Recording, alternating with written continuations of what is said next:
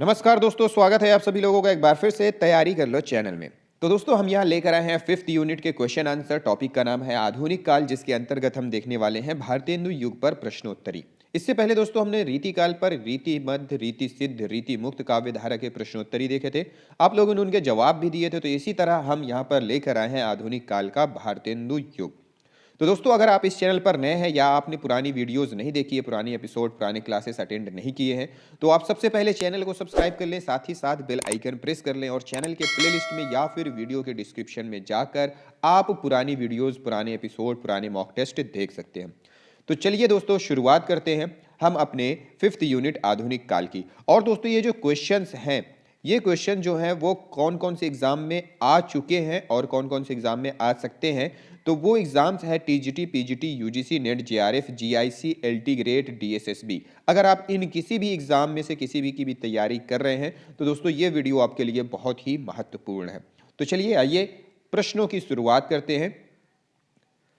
पहला प्रश्न है, 19वीं शताब्दी से लेकर अब तक लिखे गए हिंदी साहित्य को अधिकांश विद्वानों द्वारा क्या नाम दिया गया है? तो ऑप्शंस दिया हुआ है कला काल, आधुनिक काल, नवीन विकास युग या फिर गद्य काल। यहां पे प्रश्न में पूछ रहा है अधिकांश विद्वानों द्वारा। तो दोस्तों उसका सही जवाब होगा ऑप्शन बी, आधुनिक काल। ठीक है, आधुनिक काल अधिकांश विद्वानों द्वारा कहा गया था। फिर अगला प्रश्न है, हिंदी साहित्य के आधुनिक काल को इस नाम से भी जाना जाता है। किस नाम से जाना जाता है? ऑप्शंस देख लेते हैं, जीवनी काल, वीर काल, संस्मरण काल या फिर गद्य काल। तो दोस्तों गद्य काल के नाम से जाना जाता है। यहां पे ऑप्शन सी सही हो जाएगा। अगला प्रश्न है, रामचंद्र शुक्ल ने हिंदी साहित्य के आधुनिक काल को किस नाम से पुकारा है? यहां पे देख लेते हैं किस नाम से पुकारा है। वर्तमान काल, गद्य काल, उत्थान काल या फिर इनमें से कोई नहीं। तो रामचंद्र शुक्ल के बारे में पूछ रहा है। तो दोस्तों रामचंद्र शुक्ल ने ही हिंदी साहित्य के आधुनिक काल को गद्य काल कहा था। Option B. अगला प्रश्न है, ब्रज भाषा के आधुनिक कालीन प्रसिद्ध कवि कौन है? आधुनिक कालीन पूछ रहा है। मैथिली शरण गुप्त, हरिऔध, जगन्नाथ दास रत्नाकर या फिर भारतेंदु हरिश्चंद्र। तो दोस्तों जवाब देते जाएं ताकि मुझे पता रहे कि आप भी तैयारी कर रहे हैं और आपकी तैयारी कैसे हो रही है। तो इसका जो सही जवाब है वो है ऑप्शन सी, जगन्नाथ दास रत्नाकर। ये कौन है? ब्रज भाषा के आधुनिक कालीन प्रसिद्ध कवि। फिर अगला प्रश्न की बात अगर करते हैं तो वो है, निम्नलिखित में से रत्नाकर शब्द किस कवि के साथ जुड़ा है? अभी लास्ट प्रश्न हमने देखा था हरिश्चंद्र, जगन्नाथ, बद्री नारायण या फिर भिखारी दास। तो दोस्तों जगन्नाथ दास रत्नाकर, ऑप्शन बी यहां पे सही है। फिर अगला प्रश्न है, निम्नलिखित में से जगन्नाथ दास रत्नाकर की कृति कौन सी है? यहां पे उनकी रचना पूछ रहा है, इनमें से कौन सी है? उद्धव शतक, भ्रमर गीत, गीतावली या फिर रश्मि रथी। तो दोस्तों वो रचना है उद्धव शतक, ऑप्शन ए। कौन सी है? उद्धव शतक। और उद्धव शतक में बहुत सारे प्रश्न पूछे जाते हैं, तो आइए कुछ कुछ प्रश्न और देख लेते हैं उद्धव शतक के बारे में। रत्नाकर कृत उद्धव शतक किस भाषा में लिखा गया है? तो यहां पे उद्धव शतक की भाषा पूछ रहा है। अवधी, ब्रज भाषा, खड़ी बोली या फिर अपभ्रंश। तो दोस्तों ये है ब्रज भाषा की, ऑप्शन बी। उद्धव शतक में कितने छंद हैं? यह प्रश्न भी पूछा गया है, कई बार पूछा गया है। उद्धव शतक में जीआईसी में पूछा गया है। ठीक है, उद्धव शतक में कितने छंद हैं? तो यहां पे ऑप्शंस है 116, 118, 130 या फिर 125। तो सही उत्तर इसमें है 118, ऑप्शन बी। फिर अगला प्रश्न है, रत्नाकर कृत गंगावतरण किस छंद में लिखा गया है? गंगावतरण का छंद पूछ रहा है। चौपाई, दोहा, रोला या घनाक्षरी। तो दोस्तों ये लिखा गया है किसमें? रोला छंद में, ऑप्शन सी रोला छंद में लिखा गया है। फिर प्रश्न है भारतेंदु युग का दूसरा नाम।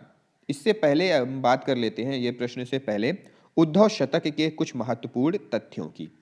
ठीक है, तो जगन्नाथ दास रत्नाकर जी का जो जन्म हुआ था वो हुआ था 1866 ईस्वी में वाराणसी में। ठीक है, और इनकी मृत्यु हुई थी 1932 में हरिद्वार में। इनके जो सर्वाधिक प्रिय कवि हैं, ये भी प्रश्न पूछा गया है कि जगन्नाथ दास रत्नाकर के सर्वाधिक प्रिय कवि कौन से हैं। तो याद रखिएगा, बिहारी इनके सर्वाधिक प्रिय कवि थे। और इन्होंने एक सतसई पर टीका भी लिखी थी जिसका नाम है बिहारी रत्नाकर। ठीक है, उद्धव शतक 1929 ब्रज भाषा में लिखी गई एक महत्वपूर्ण कृति है इनकी। यह काव्य का एक ऐसा अनूठा ग्रंथ है जो एक ओर तो अपने में प्रबंध ग्रंथ प्रतीत होता है और दूसरी ओर मुक्तक। ठीक है, तो यह था हमारा उद्धव शतक के बारे में। अब बात करते हैं और एक चीज, रत्नाकर जी जो हैं, जगन्नाथ दास रत्नाकर, वो श्रृंगार और वीर दोनों रसों में रचनाएं किया करते थे। ठीक है, उद्धव शतक में 118 छंद हैं, ये भी अभी हमने प्रश्न में देखा था, 118 छंद हैं। ठीक है, और कुछ इसमें देखने लायक तो है नहीं। आगे फिर बात करते हैं भारतेंदु युग की। भारतेंदु युग का दूसरा नाम क्या है? तो भारतेंदु युग का दूसरा नाम क्या है, यहां पे ऑप्शंस दिए हुए हैं। दूसरा नाम क्या है? प्रगति प्रयोग काल, जागरण सुधार काल, पुनर्जागरण काल, नव सामंत काल। तो यहां पे दोस्तों भारतेंदु युग को जागरण सुधार काल भी कहा जाता है और पुनर्जागरण काल भी कहा जाता है, लेकिन ज्यादातर लोगों ने क्या कहा है, ऑप्शन सी को, पुनर्जागरण काल। ठीक है, अगला प्रश्न है भारतेंदु जी ने किस नाटक में स्वयं अभिनय किया है? यह प्रश्न भैया बहुत पूछा गया है, और जहां तक मैं बात कर रहा हूं, जीआईसी हो, यूजीसी नेट हो, टीजीटी पीजीटी हो, या फिर डीएसएसबी हो, एलटी ग्रेड हो, इनमें भी ये प्रश्न पूछा जा चुका है। तो आइए देखते हैं, जानकी मंगल, जानकी भरत, बरवय रामायण, या फिर इनमें से कोई नहीं। तो वो नाटक है जानकी मंगल, शीतला प्रसाद त्रिपाठी का, 1868 के समय ये आया था। ठीक है, कौन सा? जानकी मंगल। फिर अगला प्रश्न है काशी में नेशनल थिएटर की स्थापना के प्रेरक कौन थे? ऑप्शंस देखते हैं, डॉक्टर जगमोहन सिंह, प्रताप नारायण मिश्र, महावीर प्रसाद द्विवेदी, या फिर भारतेंदु हरिश्चंद्र। तो भैया भारतेंदु हरिश्चंद्र की बात हो रही है, तो यहाँ पे जो काशी में नेशनल थिएटर की स्थापना है वो भारतेंदु हरिश्चंद्र ने ही की थी, और काशी के विद्वानों ने इन्हें भारतेंदु की उपाधि भी प्रदान की थी। ठीक है,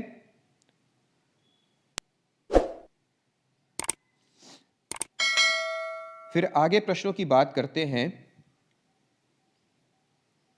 भारतेंदु कालीन किस उपन्यास में आधुनिकता की शुरुआत मानी जाती है? भारतेंदु कालीन किस उपन्यास में आधुनिकता की शुरुआत मानी जाती है? ऑप्शंस देखते हैं, रानी केतकी की कहानी, परीक्षा गुरु, 100 अजान, एक सुजान, या फिर चंद्रकांता। तो दोस्तों इसका सही जवाब होगा ऑप्शन बी, परीक्षा गुरु। ठीक है, परीक्षा गुरु से भारतेंदु कालीन में उपन्यास में आधुनिकता की शुरुआत मानी जाती है। और ये जो परीक्षा गुरु है ना, ये अंग्रेजी ढंग का पहला मौलिक उपन्यास माना जाता है। ठीक है, और जो चंद्रकांता, बहुत लोग बोलते हैं कि चंद्रकांता है सर, तो भैया चंद्रकांता कब आया था? 1887 में, और परीक्षा गुरु आया था 1882 में। और एक जो और रचना यहाँ पे दी हुई है, 100 अजान एक सुजान, वो आई थी 1892 में, बालकृष्ण भट्ट। ठीक है, और चंद्रकांता किसकी है? देवकी नंदन खत्री की, परीक्षा गुरु लाला श्रीनिवास दास जी की है। तो ये हो गया। फिर आगे चलते हैं, तदीय समाज से किसका संबंध था? केशव चंद्र सेन, भारतेंदु हरिश्चंद्र, राजा राम मोहन राय, या फिर ईश्वरदास विद्यासागर। तो भारतेंदु हरिश्चंद्र का संबंध था, ऑप्शन बी हो जाएगा यहां पे। ठीक है, भारतेंदु हरिश्चंद्र। और तदीय समाज की स्थापना भारतेंदु हरिश्चंद्र ने इसलिए की थी तदी समाज की स्थापना इसलिए हुई थी क्योंकि वैष्णव भक्ति के प्रचार प्रसार के लिए किया गया था। ठीक है। और आधुनिक काल का जो प्रारंभ है वो कब से माना जाता है, ये प्रश्न कई बार पूछा गया है कि आधुनिक काल, हिंदी साहित्य में आधुनिक काल का प्रारंभ कब से माना जाता है। तो याद रखिएगा, भारतेंदु हरिश्चंद्र से माना जाता है। और एक चीज और है कि नाटकों का, हिंदी में नाटकों का प्रारंभ कब से माना जाता है। तो ये चीज भी याद रखिएगा कि हिंदी में नाटकों का प्रारंभ भी भारतेंदु हरिश्चंद्र से माना जाता है। चलिए फिर आगे बात करते हैं। नवजागरण का अग्रदूत हिंदी के किस लेखक को कहा जाता है। नवजागरण का अग्रदूत शिव प्रसाद सितारे हिंद, भारतेंदु हरिश्चंद्र, आचार्य विश्वनाथ प्रसाद मिश्र या फिर इनमें से कोई नहीं। तो दोस्तों, नवजागरण का अग्रदूत कहा जाता है भारतेंदु हरिश्चंद्र जी को। ठीक है, नवजागरण का अग्रदूत भारतेंदु हरिश्चंद्र को कहा जाता है। और एक चीज और है भारतेंदु हरिश्चंद्र के लिए कि इनका जो भारतेंदु उपाधि है वो काशी के विद्वानों ने दी थी। ये प्रश्न पूछा जाता है कि भारतेंदु जी को भारतेंदु की उपाधि निम्नलिखित में से किसने प्रदान की। तो याद रखिएगा, काशी के विद्वानों ने इन्हें 1880 में भारतेंदु की उपाधि प्रदान की थी। ठीक है, फिर आगे बात करते हैं। लाला श्रीनिवास दास के संयोगिता स्वयंवर की सच्ची समालोचना किसने की है। ठीक है, प्रश्न समझ में आया नहीं? फिर से बताते हैं। लाला श्रीनिवास दास के संयोगिता स्वयंवर की सच्ची समालोचना किसने की थी। ऑप्शंस देखते हैं। रामचंद्र शुक्ल, भारतेंदु हरिश्चंद्र, बद्री नारायण चौधरी प्रेमघन या फिर बालकृष्ण भट्ट। बताएं बताएं बताएं। तो बालकृष्ण भट्ट ने की थी। ठीक है, बालकृष्ण भट्ट ने हिंदी प्रदीप में संयोगिता स्वयंवर की सच्ची समालोचना, समीक्षा थी, सच्ची समालोचना शीर्षक से की गई थी। ठीक है, और इस पे इसकी समीक्षा इसलिए की गई थी क्योंकि ऐतिहासिकता पर उनको शक था। ठीक है, ऐतिहासिकता पर बालकृष्ण भट्ट को इसकी ऐतिहासिकता पर यकीन नहीं था, संदेह था, इसलिए इन्होंने ऐसा किया। फिर आगे बात करते हैं अगले प्रश्न की। मेघदूत काव्य का खड़ी बोली में अनुवाद किसने किया है। मेघदूत काव्य है, उसका खड़ी बोली में अनुवाद किसने किया है। सदल मिश्र ने, भारतेंदु हरिश्चंद्र ने, लल्लू लाल ने या फिर राजा लक्ष्मण सिंह ने। तो सही उत्तर है ऑप्शन डी, राजा लक्ष्मण सिंह ने। ठीक है, किसने किया था, राजा लक्ष्मण सिंह ने। फिर बात करते हैं अगले प्रश्न की। भारतेंदु युग के कवियों ने अधिकांशतः किस भाषा में कविता की है। अधिकांशतः पूछ रहा है किस भाषा में कविता की है। ब्रज भाषा, उर्दू, अवधी, खड़ी बोली। तो दोस्तों यहाँ पे आप कंफ्यूज हो रहे होंगे क्योंकि इसमें ब्रज भाषा में भी रचनाएं हुई हैं, ठीक है, उर्दू में भी हुई हैं और खड़ी बोली में भी हुई हैं। याद होगा आपको, अगर आप डिटेल वाली वीडियोस पढ़े होंगे तो किसने ब्रज में किया, किसने उर्दू में और किसने खड़ी बोली में। तो लेकिन यहाँ पे जो सही जवाब होगा वो हो जाएगा ऑप्शन ए, किसमें, ब्रज भाषा में। अधिकांशतः लोगों ने इसमें ब्रज भाषा में रचनाएं रची हैं। अगला प्रश्न है, बद्री नारायण चौधरी प्रेमघन उर्दू में किस नाम से कविता लिखते थे। ये देखिए, ये आ गया प्रश्न। तो यहाँ पे आप लोगों को समझ में आ रहा होगा, रसा तो भैया भारतेंदु जी के बारे में कहा गया है। अब्र उपनाम है किसी का जो उपनाम से रचनाएं लिखते थे, तो वो है प्रेमघन जी जो हैं, बद्री नारायण चौधरी प्रेमघन। ऑप्शन सी सही है, अब्र उपनाम से उर्दू में कविता लिखते थे। फिर है, शेक्सपियर के सभी नाटकों का हिंदी अनुवाद किसने किया था। ऑप्शंस देखते हैं। मोहन राकेश, लाला सीताराम, विद्यानिवास मिश्र या फिर जगनिक। सही उत्तर की बात करें तो ऑप्शन बी है, लाला सीताराम ने। इन्होंने क्या है कि शेक्सपियर के बहुत सारे नाटकों, बहुत सारी पुस्तकों का क्या किया है, अनुवाद किया है, जिनमें प्रमुख है भूल भुलैया, वो आई थी 1885 में। ठीक है, और बहुत सारी और भी रचनाएं थी इन्होंने किया था, वैर गीता नाला जैसे है। अयोध्या का इतिहास इनका एक बहुत ही प्रमुख ग्रंथ है। और इन्होंने अपनी रचनाओं में अवधी भाषा का प्रयोग किया है, ब्रज भाषा का प्रयोग किया है और खड़ी बोली का भी प्रयोग किया है। फिर अगला प्रश्न है, गोल्ड स्मिथ की कृति ट्रेवलर्स का हिंदी अनुवाद किसने किया है? ट्रेवलर्स। ऑप्शंस देखते हैं, रामचरित उपाध्याय, राम नरेश त्रिपाठी, श्रीधर पाठक या फिर हरिश्चंद्र। सही उत्तर है ऑप्शन सी, श्रीधर पाठक। किस नाम से की है? श्रांत पथिक नाम से की है। अगला प्रश्न है, भारतेंदु हरिश्चंद्र का खड़ी बोली में रचित कविता संग्रह किस नाम से प्रसिद्ध है? ऑप्शंस देखते हैं, फूलों का गुच्छा, प्रेम तरंग, प्रेम सरोवर, इनमें से कोई नहीं। तो वो है ऑप्शन सही है जो, वो है ऑप्शन ए, फूलों का गुच्छा। और क्या कहते हैं, इनके बारे में एक चीज और पूछा जाता है कि हिंदी साहित्य के इतिहास में भारतेंदु हरिश्चंद्र को आधुनिक हिंदी का प्रणेता भी कहा जाता है, आधुनिक हिंदी का पितामह भी कहा जाता है, आधुनिक हिंदी का प्रवर्तक भी माना जाता है। ठीक है, आधुनिक हिंदी का प्रणेता हो गया, आधुनिक हिंदी का पितामह हो गया, आधुनिक हिंदी का प्रवर्तक हो गया, तो याद रखिएगा भारतेंदु हरिश्चंद्र का ही नाम आएगा। अगला प्रश्न है, निम्नलिखित में से भारतेंदु कालीन कवि कौन है? क्या पूछ रहा है? कौन है पूछ रहा है। हरिश्चंद्र, प्रेमगन, प्रताप नारायण मिश्र, अंबिका दत्त व्यास, फिर ये नीचे ऑप्शंस दिए गए हैं, तो देख लीजिए कौन कौन से हैं। आपके पास 5 सेकंड का टाइम है।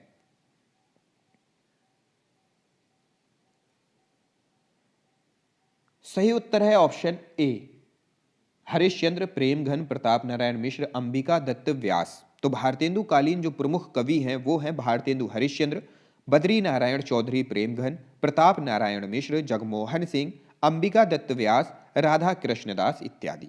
ये लोग कौन है? भारतेंदु कालीन प्रमुख कवि। अगला प्रश्न है, इनमें से कौन भारतेंदु युगीन साहित्यकार नहीं है पूछ रहा है। ठीक है, बालकृष्ण भट्ट, प्रताप नारायण मिश्र, प्रेमचंद या फिर इनमें से कोई नहीं। नहीं वाला पूछ रहा है तो प्रेमचंद का नाम आएगा। ठीक है, प्रेमचंद, ऑप्शन सी। फिर है अगला प्रश्न है, भारतेंदु जी ने अपना बलिया वाला व्याख्यान कब दिया था? सन पूछ रहा है, 1880 ईस्वी, 1874 ईस्वी, 1884 ईस्वी या फिर 1882 ईस्वी। सही उत्तर है ऑप्शन सी, 1884 ईस्वी। हिंदी साहित्य में रुचि रखने वालों के लिए ददरी मेले का एक खास ऐतिहासिक महत्व है। भारतेंदु हरिश्चंद्र ने नवंबर 1884 में यहाँ एक व्याख्यान दिया था जिसे बलिया व्याख्यान या बलिया का भाषण नाम से जाना जाता है। यही व्याख्यान भारत वर्षोन्नति कैसे हो सकती है शीर्षक से हरिश्चंद्र चंद्रिका में दिसंबर 1884 में प्रकाशित हुआ। तो अगर बात आती है बलिया व्याख्यान कब हुआ था, तो नवंबर 1884 में। ठीक है, अगला प्रश्न है, समस्या पूर्ति निम्नलिखित में से किस युग की विशेषता है? ऑप्शन है भारतेंदु युग, द्विवेदी युग, छायावादी युग या फिर प्रगतिवादी युग। तो यहाँ पे सही उत्तर है, जाहिर सी बात है भारतेंदु युग पढ़ रहे हैं तो यही उत्तर होगा, लेकिन याद रखिएगा यह भारतेंदु युग की विशेषता है, ऑप्शन ए। अगला प्रश्न है, निम्नलिखित में से भारतेंदु युग के नाटककार कौन है? नाटककार के बारे में पूछ रहा है। श्रीनिवास दास, भिखारी दास प्रसाद, वृंदावन लाल वर्मा। तो सही उत्तर यहां पे होगा श्रीनिवास दास। ठीक है, अगला प्रश्न है, भारतेंदु युग का इनमें से कौन सा कवि पुष्टि मार्ग में दीक्षित था? पुष्टि मार्ग की बात पूछ रहा है, तो पहले प्रश्न में हमने देखा था पुष्टि मार्ग के लिए मैंने बताया था। तो यहां पे ऑप्शंस दिया हुआ है, बालकृष्ण भट्ट, भारतेंदु हरिश्चंद्र, प्रेमघन या फिर प्रताप नारायण मिश्र। तो सही उत्तर है ऑप्शन बी, भारतेंदु हरिश्चंद्र। ठीक है, और ये क्या थे? कृष्ण भक्त कवि थे, पुष्टि मार्ग में दीक्षित थे तथा कृष्ण भक्त कवि थे भारतेंदु हरिश्चंद्र। और भारतेंदु युग के जितने भी कवि थे ना, उनमें सिर्फ यही थे जो पुष्टि मार्ग में दीक्षित थे और कृष्ण भक्त कवि थे। अगला प्रश्न है, गद्य रचना को एक कला के रूप में ग्रहण करने वाले, कलम की कारीगरी समझने वाले लेखक कौन थे? ऑप्शन है रामचंद्र शुक्ल, नारायण मिश्र, बद्रीनाथ भट्ट या फिर बद्री नारायण चौधरी। तो भैया सही उत्तर जो है वो है ऑप्शन डी, बद्री नारायण चौधरी। ठीक है, अगला प्रश्न है, भारत सौभाग्य निम्नलिखित में से किसका नाटक है? तो भारत सौभाग्य हो गया या फिर प्रयाग रामागमन हो गया, ये किसका है? बद्री नारायण चौधरी प्रेमगंज जी के प्रमुख नाटक हैं। ठीक है, यहां पे ऑप्शंस है, ऑप्शन बी सही होगा, प्रेम घन, मतलब बद्री नारायण चौधरी प्रेम घन। तो दोस्तों ये थे आज के प्रश्न जो कि हमने आधुनिक काल के अंतर्गत भारतेंदु युग से देखे। तो दोस्तों अगला टॉपिक हमारा है आधुनिक काल के अंतर्गत द्विवेदी युग। तो अगले प्रश्न को भी हम अगले टॉपिक के साथ लेकर आएंगे। ये प्रश्न, ये वीडियो अगर आपको पसंद आई हो तो वीडियो को लाइक, शेयर और चैनल को सब्सक्राइब जरूर करें। आपके पास कोई सुझाव, कमेंट या फिर कोई भी समस्या है, पर्सनल हो या फिर एजुकेशनल हो, तो आप शेयर कर सकते हैं कमेंट बॉक्स में। नहीं शेयर कर सकते हैं तो आप हमारे यहाँ पे व्हाट्सएप नंबर दिया हुआ है 7999022618, इस पर भी आप हमसे शेयर कर सकते हैं। सोल्यूशन नहीं तो आपको सजेशंस जरूर मिल जाएंगे। तो मिलते हैं दोस्तों अगली वीडियो में। इस वीडियो को देखने के लिए आप सभी लोगों का बहुत बहुत धन्यवाद।